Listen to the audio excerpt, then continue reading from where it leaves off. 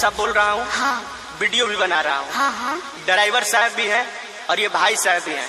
हम तुमको भगा कर लाए हैं जी। तू मुझे भगा कर नहीं लाया है, समझा ना। हम तुमको भगा कर लाए तो इसमें क्या बुराई है।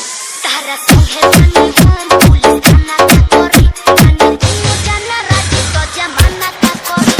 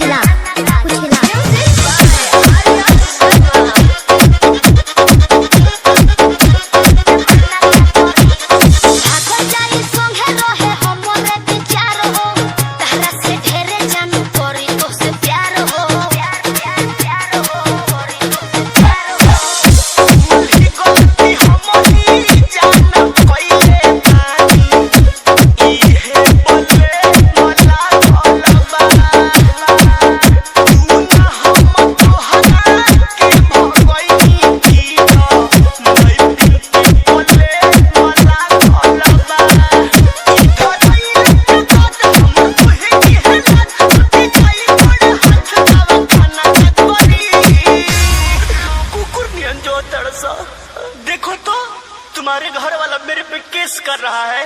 तो आप क्यों टेंशन ले रहे हैं? हम लोग भी उल्टा केस कर देंगे, समझे ना। केस कर रहा है तो करने दीजिए।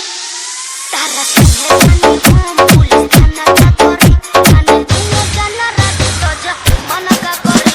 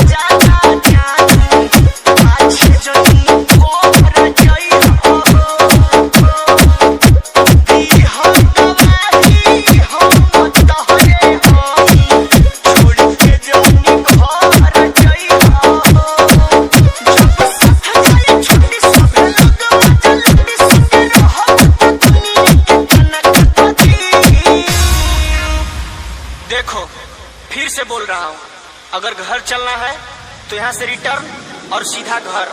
तो घर जाने के लिए आई हूँ, बताइए। तारा संगे बनी हम पुलिस थाना